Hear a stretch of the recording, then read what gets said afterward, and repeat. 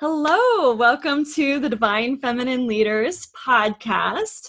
I am really super excited today because I have on here this woman that I absolutely adore. I've spoken at some of her events in New York City, and now she is not only living here, but she's also has a home in South America, in Colombia. And I am super excited to bring on Monica Aparicio. And I just wanted to give you a little background on Monica. She's a spiritual teacher, shamanic healer, and global mentor.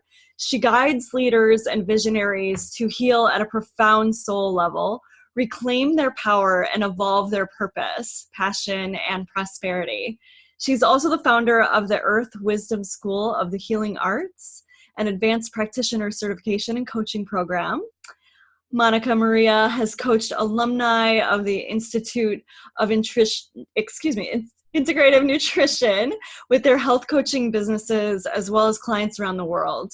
Her business events for wellness and spiritual entrepreneurs have been featured inside the New York Times building, the Wix Lounge, District Co-work Primary, the Gansevoort Hotel, and in schools of the Department of Education of New York. Monica Maria has over 12 years of experience with ancestral medicine and 28 years of experience in the personal growth and development field. She is a certified master Reiki healer, biodynamic breathwork practitioner, holistic health coach, and infinite soul records reader, and holds a Master of Science in Education and Psychology. Thank you so much for joining us, Monica. Welcome. Oh, it's my honor, my pleasure, and my joy to be here with you. Thank you. So I really wanted to dive into, it feels like you've been talking more and more. I know that when we met a couple years ago, I spoke at one of your events, the Sustainable Success in New York. And it was such an incredible container that you held, this space that you created of having all of these healers and coaches and professionals wanting to expand what they were doing. And I found it was extremely beneficial as a woman living in Vermont to go down to New York City and to be able to speak with such a wide range of intelligent people. But now you're going more into ancestral medicine, and I adore it. And I want to help educate people on what ancestral medicine is. I personally haven't done it before, but I'm super curious. Mm-hmm. And why do you feel like ancestral medicine is so important? Oh my God, I feel like my brain is like, la, la, la, la, la. There's so much to share. Share it all. Do it all. Well, I find that when we ourselves go through something really profound, and there's a huge shift that, of course, we want to share, right? We want to, share it to as many people.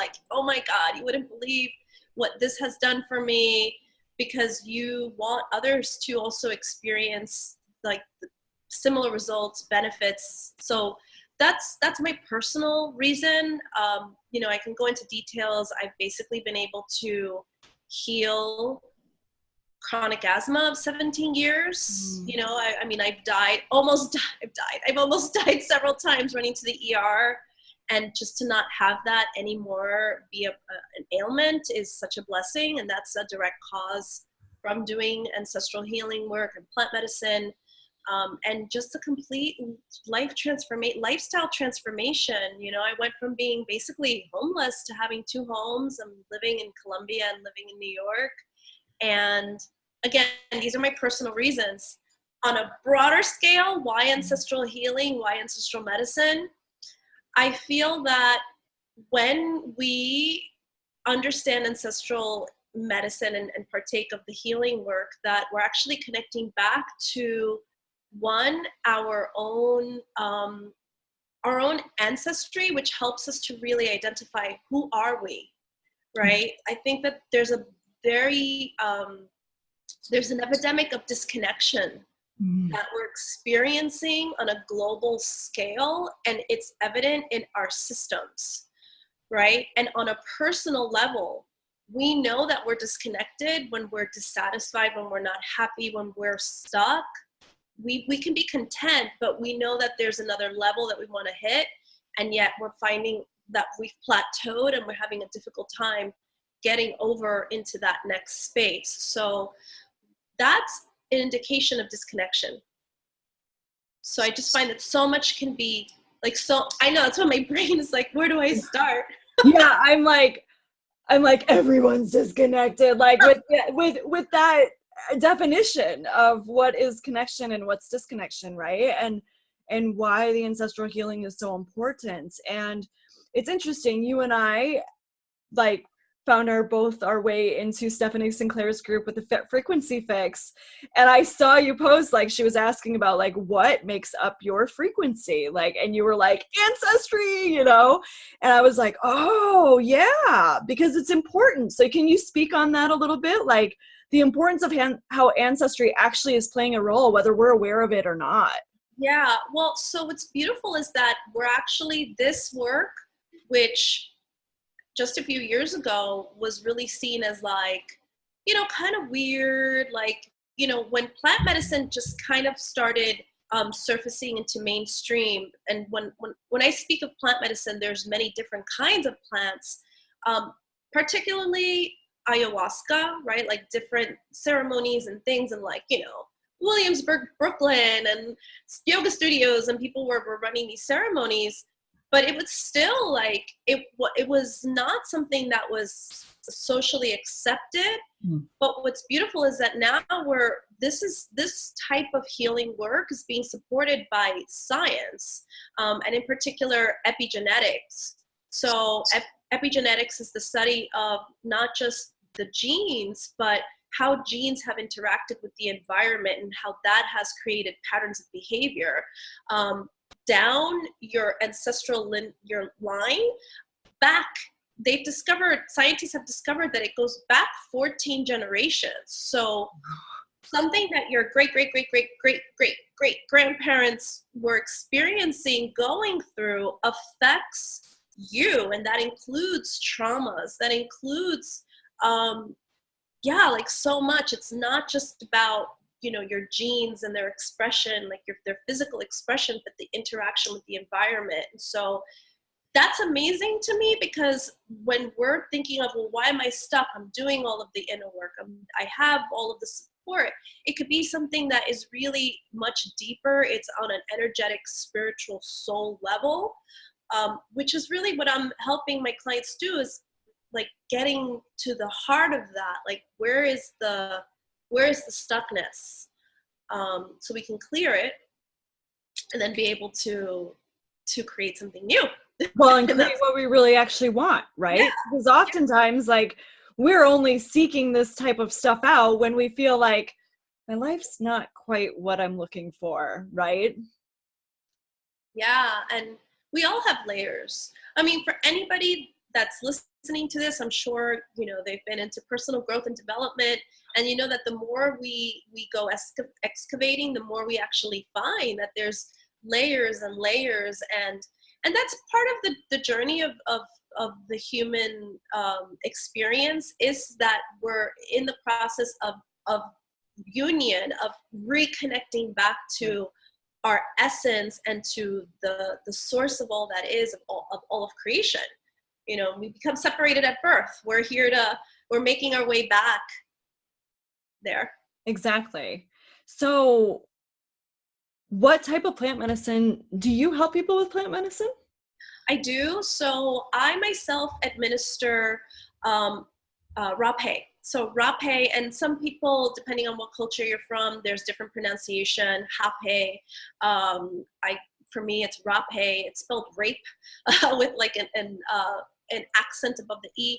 And what it is there's different preparations to this, but the foundation is tobacco. So tobacco is a very, very wise plant medicine teacher. There's a lot of wisdom that we can gain from it. This particular plant medicine is in powdered form, and it's also combined with other herbs. And it's administered through the nose with an applicator, so that it actually is blown up your nose It opens up your third eye. On a physical level, it cleanses your sinuses. If you suffer from allergies, it clears that up. It clears headaches. It also supports any issues with your hearing. And on a spiritual level, what it does is that it opens up your third eye and your crown chakra, which is how we connect to the divine and to all that is. It gives you clarity, you know, especially if you're feeling fogginess over your goals, projects. So I do lead one-day retreats here in my home where I administer rapé, and we also use breath work and other facilitated soul work to support in, you know, clearing the vision, and also what do we do with the information that comes in. And then I am also leading retreats, all-inclusive shamanic healing retreats with traditional, authentic ceremonies, with ayahuasca, what we refer to in Colombia as yahe. So it's very similar preparation.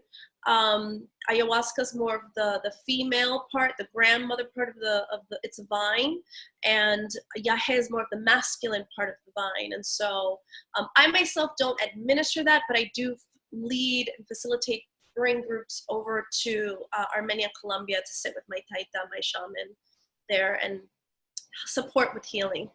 Nice. Yeah. That sounds incredible. And where was I? Yeah, go on.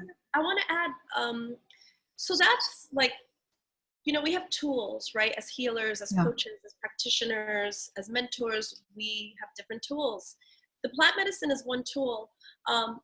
Another really, really important tool that I work with, which I also consider ancestral healing, is a process that I refer to as soul remembrance. And so this is really, it's a type of regression that I lead my clients in, where they can connect back to what I believe is you are your own ancestor. Every version of you, right? Every younger version of you is your ancestor.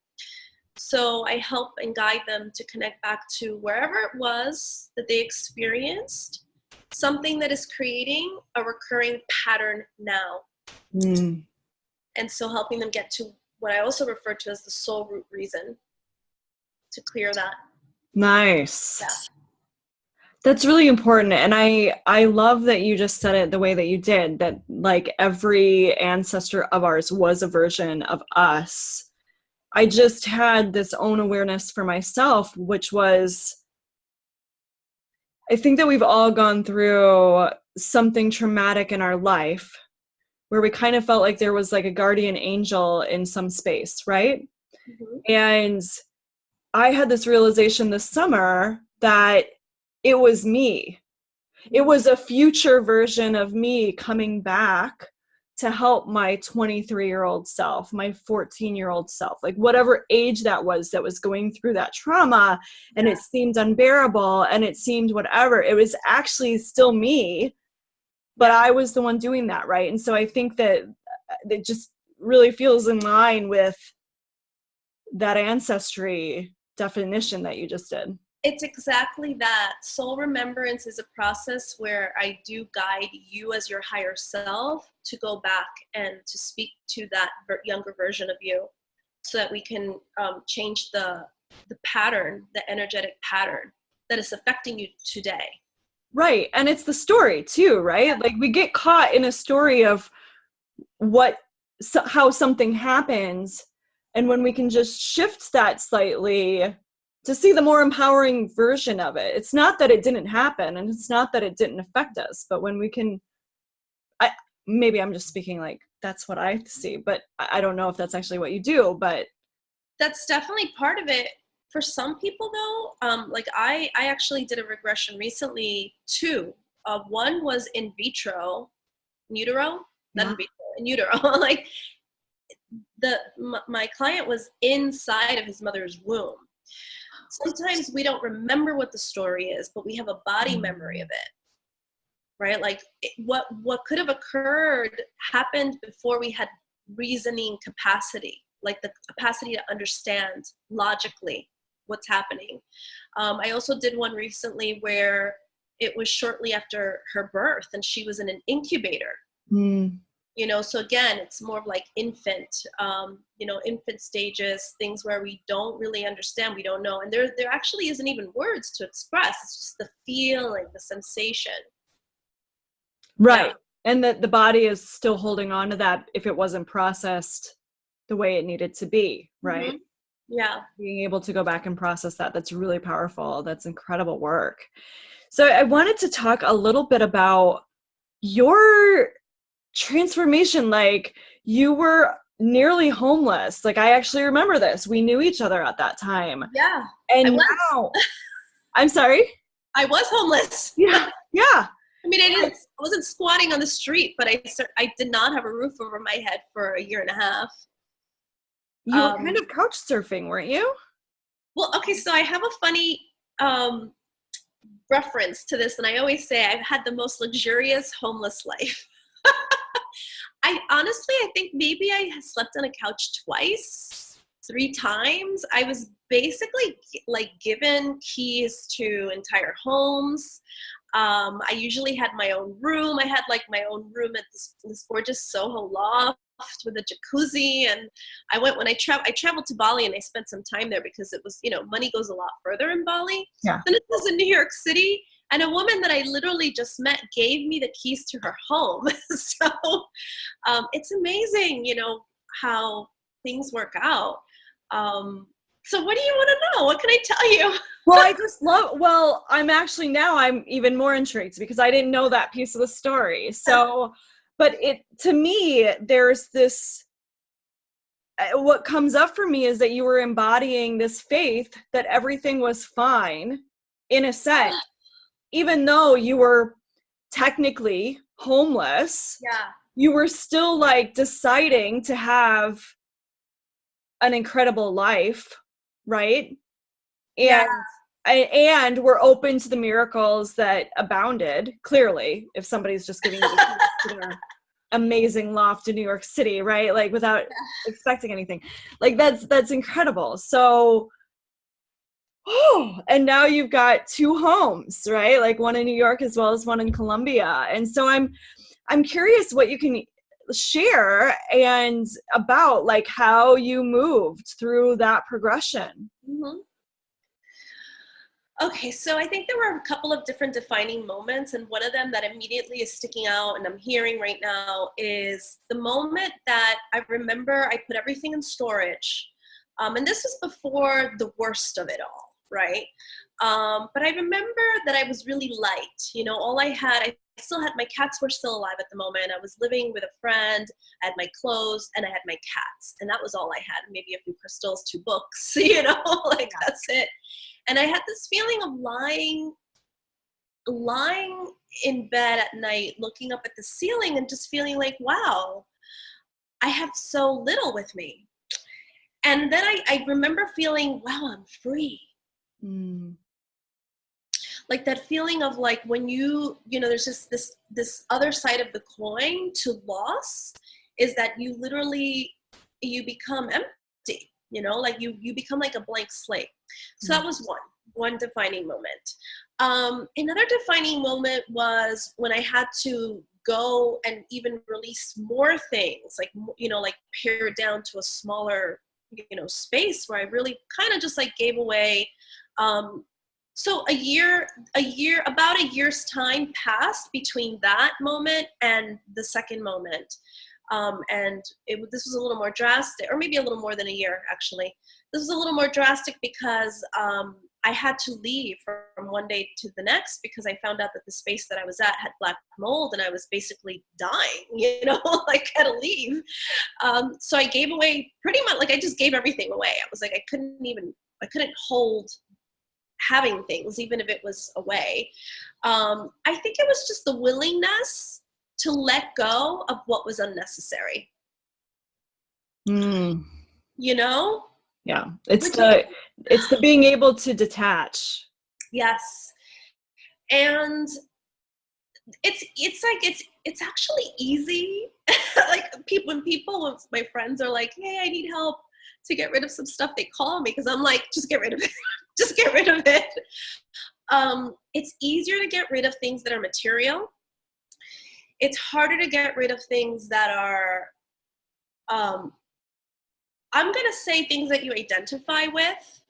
Right. So there was like this, I actually went through a stripping down process, you know, like I had to give away the identity of where I was living, like the neighborhood that I was living in. I had to give away the identity of my possessions. I had to give away the identity of my health because I had black mold poisoning. I mean, I was like very incapacitated. And that led me to have to give away the identity of my income. You know, like I was pretty much almost hitting six figures after having left my full-time job. And I went down to basically poverty level. Like I was like making like maybe $20,000 that year. So it was like constant stripping away. And I also broke up with, you know, the person that I was living with, my boyfriend, my partner. So I had heartbreak, was sick, I got, you know, and then because of all of that, it really affected my work.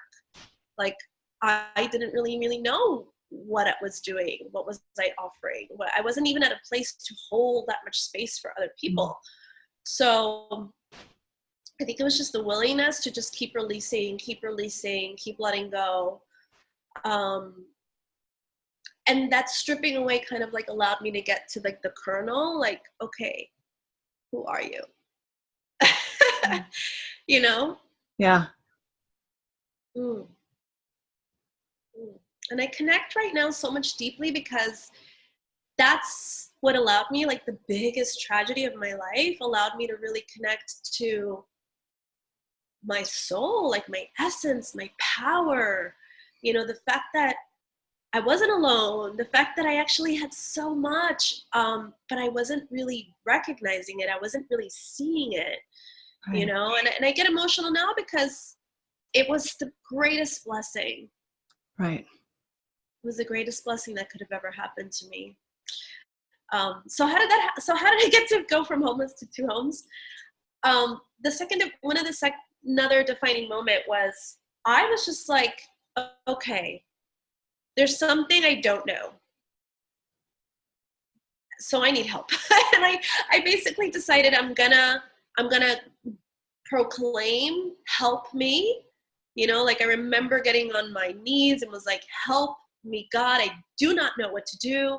Show me what to do and I'll do it. Again, willingness, right? Like I'm just willing to be guided. I'm willing to be led. And then it was knowing that apart from like that spiritual support, that spiritual help, that I needed human support.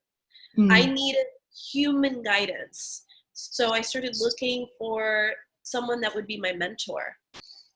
And I found that person. And yeah, it was the example of showing faith in action, because faith cannot be shown in word. It must be shown in action.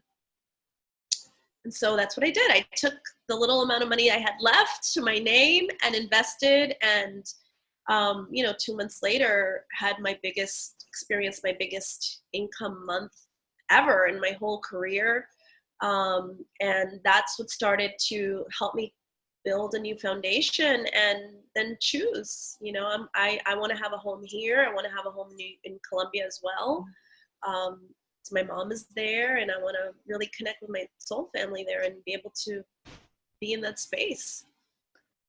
Well, and now to be able to take people to that space and to, like, maybe they're not going to your home, but like to be able to take them to your home country and to be able to, like, what came up for me was some of us are taken down that road because we're not listening to the little guidance that comes up before we get there. Mm-hmm. And maybe somebody listening to this is feeling like, oh my God, I really want to, do this soul remembrance work with Monica Maria Aparicio. And if that's happening, follow that guidance, because you don't have to go down the road of feeling like, my health is gone and my relationship is gone and now I don't have a home, and now, like all of these different things. When we listen to the intuition and the guidance in the moment that it comes up, it just makes for an easier life, right? Like everything goes so quick, like so easily, and so much more in flow. Yeah. And what I have found is that we can be so good at making excuses for ourselves for why now we can't or why later will be better. And the thing is that when we get those impulses and those like callings, right, is that it's so important, like it's coming to you now. Now is the time. Like whatever, again, I'm just like, listen, I was homeless. I just took whatever I had. I made it happen. I made it work. But it is faith in action. Anything is possible. I love it. I love it. Yeah. Well, and I love that you're talking about action, because it is, and it's inspired action. It's not just marking a box to mark a box. There's intention, and there's how to me is, where is this action actually coming from? Is it coming from an ego space? Is it coming from, I want to do this because it's going to make me look XYZ to so-and-so? Or am I doing this because my soul is really calling me to do this work? Or is it coming from a place of, I feel broken and this is going to fix me and I don't need to do anything else but pay this money? And I call that out because I've lived in that space a lot in my life of like, I'm just going to pay this thing and then I don't have to do anything. And that's not true either, right? So it is, but it's also really connecting in and taking the aligned action steps that light us up. I think we can feel where that's really coming from. Yeah. Like I remember the moment I had so much fear. I mean, I've had so many moments of fear, just like the transition into moving into my own space. Cause I also hadn't lived alone for almost a decade. Cause I had, roommate boyfriends and situations, but when something is for you, because it's visceral, like you feel it in your body, you feel it in your gut. And the fear is interesting because sometimes the fear is like, that's how I know I have to do it. Yeah. Right? Yeah. Like if I'm that afraid of something, I'm like, oh, I have to do that thing. Okay. That's something to notice. Yeah. It's just, that's this energy moving through your body. It is. And often it's a subconscious program or pattern, right? That's like, you're going to die if you do this thing. And that's not actually true. Mm-hmm. Like, but we're, I've had in my own space, like moving forward with different things. I had a vision yesterday that I fell down the stairs and broke my neck and died. And then I had a vision that I got in a car accident and then I'm having some pain. So clearly I have cancer, like all these crazy things. And at this stage of my awareness, I'm able to kind of laugh at it and go, you're funny. You're like, I see you. You're trying to stop me right now. And I get it. And that's okay. There's fear here. I acknowledge you. I appreciate you trying to keep me alive. And I know that I'm safe. I know I'm on the right track. You've actually just validated that for me, all of that. And to me, it feels like you kind of did this. Like it's kind of creating a relationship with fear, right? Yeah, I think that's a beautiful way to put it. And knowing yourself, like getting really good at knowing yourself, and I'm going to say challenging yourself, like challenging those old patterns, challenging the way that you've always done things, allowing yourself to do it in a different way, especially if you're wanting something really different. A totally different experience in your life requires a completely different approach and response. Right. Exactly. So what's part of your daily practice to keep you connected to spirit and, just looking for some tips and pointers for anybody who's like, oh my God, this sounds amazing, but I don't even know what the first step is, right? Mm-hmm. Yeah. Oh my God. I have a friend that makes fun of me. She's like, did you finish your 5-hour ritual? I think it's really important. First of all, tip number one is start your day this way, because it's not about being in, it's about intention. It's about the intention that we infuse into the day. And when you can begin your day with reverence, that you really start to, not only does it feel special to you, but you also start to set that stage to receive more divine guidance into your life. Like maybe you'll notice a sign or think, you know, like something will twinkle at you or look brighter, and it may grab your attention, and it may, you know, that way you can basically allow more guidance in. So number one, first things first, I switch things up because I need to have variety. I think having sacred spaces in your home is really important.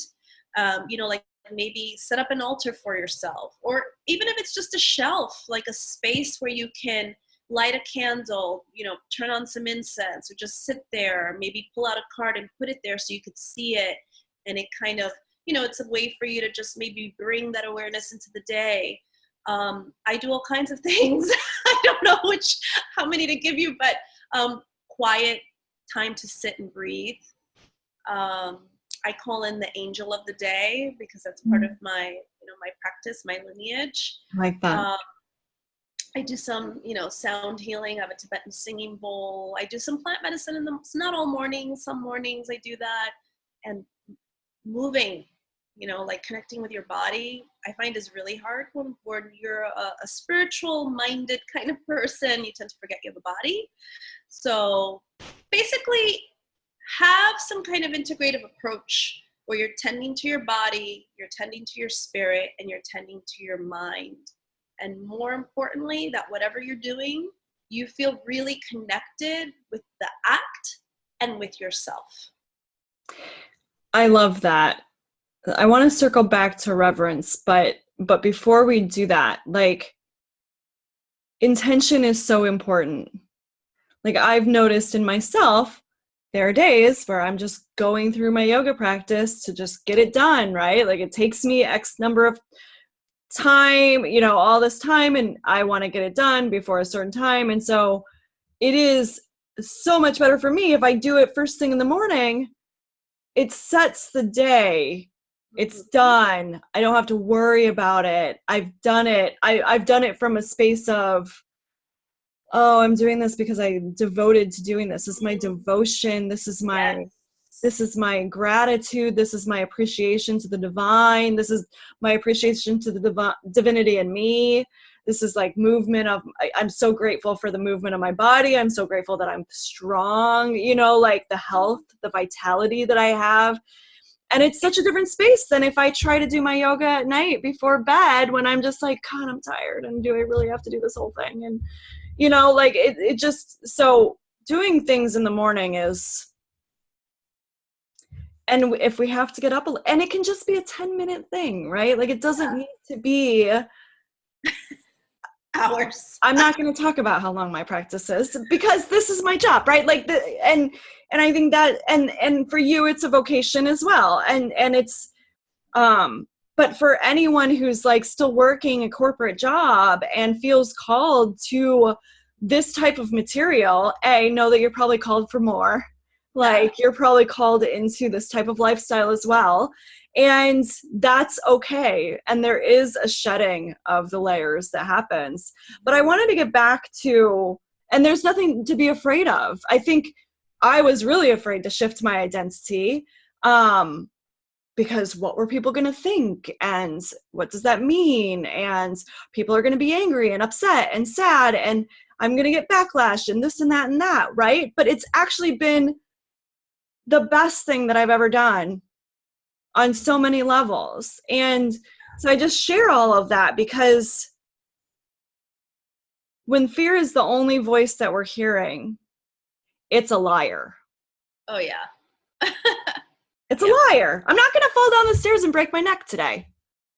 It's not going to happen. Like, it's a liar. So I honor it. Like, I appreciate it showing up. But I wanted to get back to this reverence because I'm not sure that everyone really understands what that is. So can you go a little deeper into that? Yeah. You actually said it.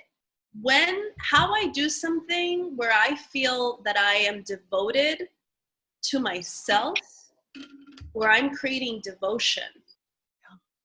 That's it. We're not doing this because we are paying homage, and we can't, I mean, we do, of course, you know, I pay homage to the fact that I acknowledge that there is a greater, there's so many words I could use: energy, source, being. I mean, I use the word God. You could use whatever word suits you. But really, when you can create that self-devotion, you know, like wow, I do this because it makes me feel good. I do this because it centers me. I do this because then I can walk out of the house calmly and confident. I do this because I can be really present. I do this because I am a better person when I do this. And when we keep showing up and doing it and doing it and doing it, that's self-devotion. And that inner self-devotion is actually what connects us to the external, to whatever there is externally to devote, you know? Yes. So that's reverence. Is life is a gift. Like the fact that we're here talking, that I can see you, that I have sight, and that I can speak, you know, like that's a miracle. You know, like, right. Yes, like we opened our eyes today. I know. It's so silly. I think I mentioned it on Facebook last week or something, but like I was in my car the other day and it was raining so hard and I was like, I'm in a machine that goes places and it protects me from the elements. And it's freaking like, I think there's a space that when we train ourselves to look for the miracles, and it is a training, and and the devotion, the morning like rituals, ceremony, the practice that feels right for you, doing that helps build that miracle muscle. I mean, to me, it's a little bit of a muscle, right? It is. And you know what's interesting is that our essence as a human is spiritual. We forget because we're in a body and we're having this external experience that's sensory, right? It's like sensory overload. But the essence of who we are is spiritual. And that's where everything comes from. All the answers to all our problems, all the resources and the ways to create what we want and to shift in our lives is internal, and it's also eternal. It's limitless. It has no boundaries, no bounds. And so to be able to connect with that, it's like, oh my God, of course. Like I opened my eyes. What a miracle, you know? Right. And it really puts everything else into perspective. Like now you're able to say that horrible experience was like probably one of the biggest gifts of your life, right? Like, yeah, it didn't feel like that at the time. No. I'm certain. No, it did not. It did not. But those. Yeah, go on. No, I'm just, it just shows you what you're made of. It reminds you. It reminded me. Yeah. You are. Well, and I love that. I love that perspective of being able to say, like, look, I made it through that. If I can make it through that, I can make it through anything. Oh, yeah. Right? Yeah.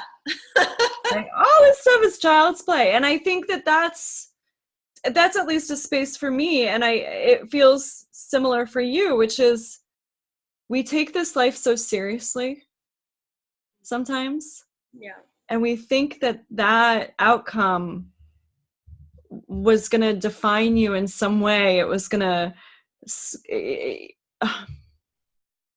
there's so much focus on the external in this world often because we are in a body and we're sensory. And I loved that description. It's so true.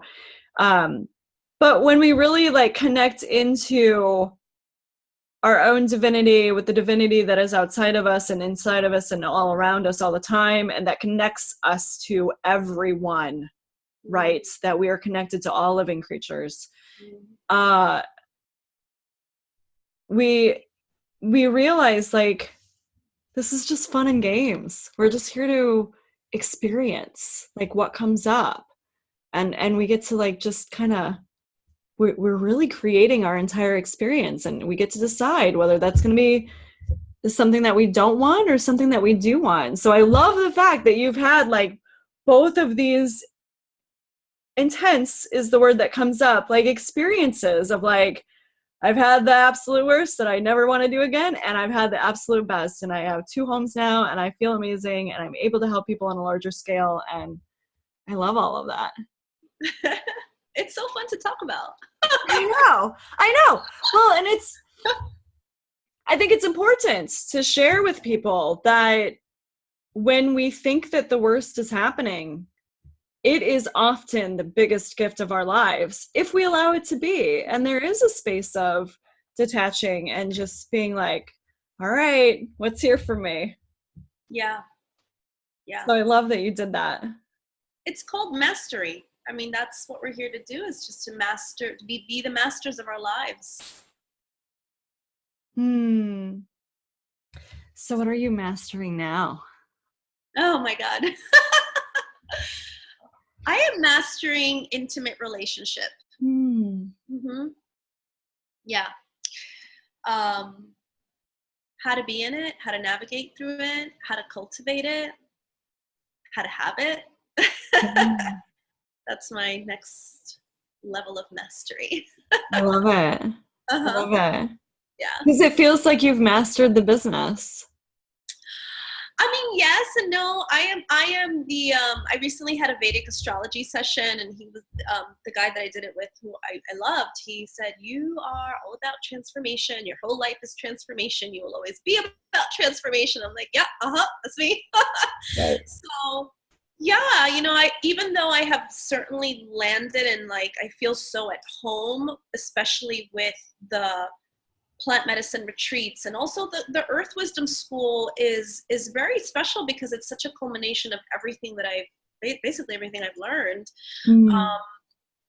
that I know I'm always open to innovation, and we must be, as entrepreneurs, we must be innovating. If we're not innovating, I think I read a quote about, if you're not innovating, you're doing your business the same way you're doing it 5 years ago, don't be surprised if you go out of business. Yeah, I guess I've mastered the flow of ups and downs and transition. So tell me a little bit about the Earth Wisdom School, because I'm actually not super familiar with this. Yeah, so it's enrollment is open. The program doesn't begin until next year, 2020, but it is a certification program. So for anyone that either wants to really take their own work to the next level or begin a brand new business, and what the curriculum is beginning to learn and pay attention to the natural occurring rhythms and cycles in nature, such as the seasons, the moon cycle. How do we actually use those that wisdom, that earth wisdom, in our personal lives? How do we create practices and rituals that support our well-being? How do we heal ourselves with following those rhythms? How do we step into leadership? How do we use invocation? Again, following the rhythms and the cycles. And then how do we develop that into a brand new business? How do we incorporate it into an already existing business? So it's a self-healing life coaching program, as well as a business coaching program, because then how do we then take that information to be able to then share this out? So it's a certification program that teaches you both, and it's virtual. It's 6 months long, and it starts next year. Nice. That sounds really powerful. Yeah. And super aligned. Like, I mean, this is perfect based on all of your breadth of experience and life lessons and, education and all of the events that you've done in the past. And I love it. I love it completely. How incredible. And I just know that it's going to be really powerful for the people who are brave enough to step into that, right? Like, I'm very excited to teach it. I love to teach. yeah, I love it. Are you still doing live events in New York? I am. I have a new event called Soul Level Success, happening in mid-December, either the 14th or the 15th, of solidifying the space.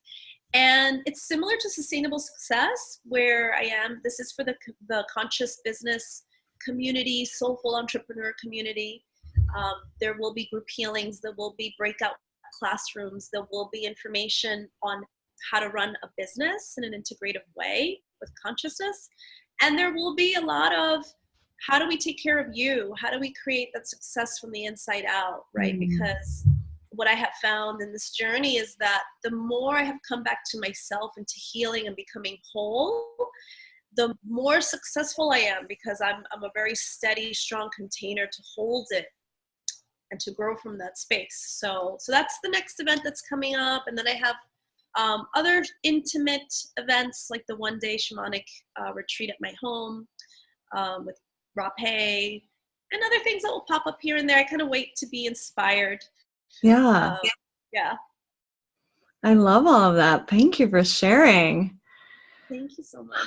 Thank you so much for being here with me, Monica Maria. I'm like so blessed to know you, to be friends with you, to be colleagues with you, to be doing this work in the world with you, to really help more people be able to heal, transform, and to know what the resources are out there, right? Like that's what you're doing with your events. That's what, I'm doing with this podcast. Like it's just so important that,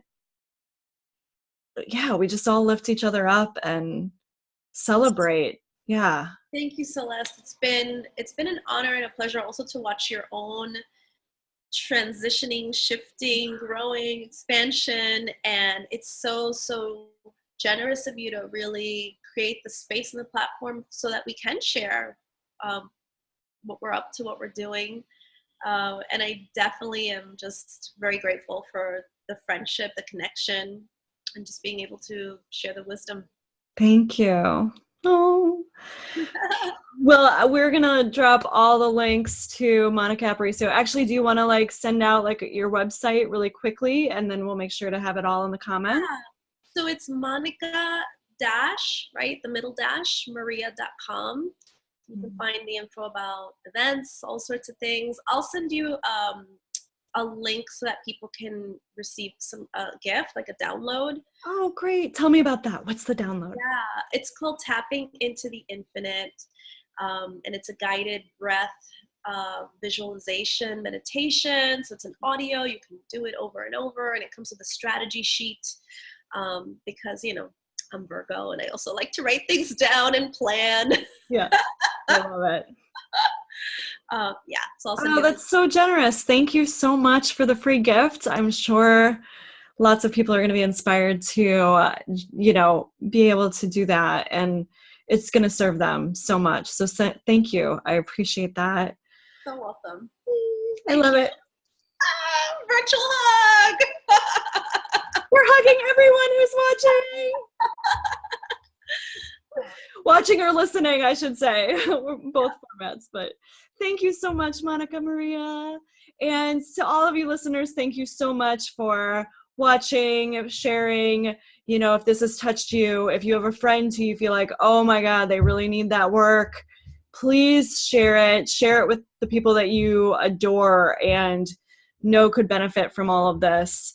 And we are sending you so much love. We held the intention that everyone who is touched by this podcast, either you listening or the people that are around you, are blessed and feel our love and devotion and know that we are here for you to do whatever work you're called to do in the world. So, and to be able to live your damn best life. Like, why not, right? So, own 2 homes. It's amazing. So thank you so much. This is Celeste Hartwell with Divine Feminine Leaders. And thank you, Monica. Thank you.